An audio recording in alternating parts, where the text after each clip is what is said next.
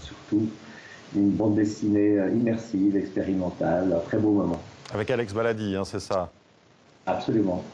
Alors, BDfil, pour ceux qui ne connaissent pas, qu'est-ce que c'est? BDfil, c'est un festival de bande dessinée qui explore les potentialités de ce médium, qui cherche à accrocher le théâtre de la bande dessinée et accrocher le spectateur surtout. Alors, qu'est-ce qu'on peut y voir à BDfil? Qui peut-on rencontrer? Alors, il y a plein d'auteurs qui sont à Lausanne actuellement, depuis quelques jours maintenant. Et sinon, dans les expositions, alors, à part l'exposition Alex Baladi, il y a une exposition sur l'ombre qui se présente sous la forme d'une magie lumineuse. Il y a une exposition sur Lausanne dans la bande dessinée, enfin toutes sortes de choses. Il y a des duels graphiques, des concerts dessinés, des collaborations avec le théâtre aussi. C'est histoire de sortir un peu la bande dessinée de ces cases. On voit justement à l'image des jeunes enfants dans un atelier lithographie, je crois. Est-ce que les enfants viennent en nombre? Est-ce que c'est important aussi pour vous que les enfants participent à ce festival et voient de quelle manière justement travailler les auteurs de bande dessinée?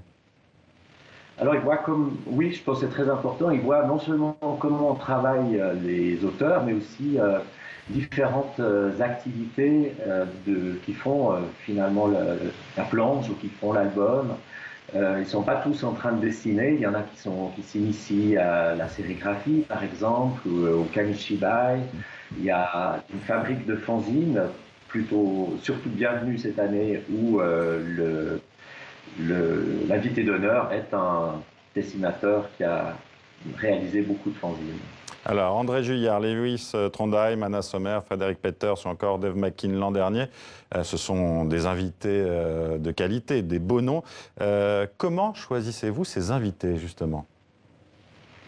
Alors, ce qui, je pense, intéresse le plus le festival, c'est peut-être ceux qui réfléchissent sur le langage de la bande dessinée, qui ont essayé d'ouvrir des portes, que ce soit, vous avez mentionné Dave McKean, Baladi maintenant, ou Blutch, ou Anna Sommer. Ce sont des artistes qui n'ont pas simplement réalisé des strips conventionnels, mais qui véritablement font entrer le spectateur dans d'autres dimensions et cherchent de nouvelles potentialités à ce langage.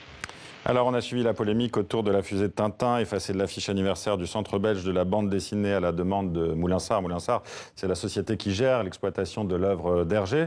Votre festival en a fait les frais également, puisque l'exposition de l'artiste Attaque en hommage à Tintin a été annulée. Comment avez-vous réagi? Alors moi j'étais consterné en fait, très triste. Oui, c'est le festival qui en fait les frais, mais je tiens à préciser que c'était une exposition du off, mais dont j'étais particulièrement fier, comme si c'était moi qui l'avais faite. Attaque étant un artiste que j'adore, et je pense qu'il ne s'agissait nullement d'une reprise ou d'une contrefaçon, mais bel et bien d'un hommage. Et j'ai parfois un peu l'impression que c'est la dimension iconique de Tintin qui est mise à mal dans de telles actions. Il se pose aussi la question de la liberté artistique. Merci en tout cas Dominique Radizzani d'avoir été avec nous en direct de Lausanne. Le festival BDfil, c'est donc en ce moment.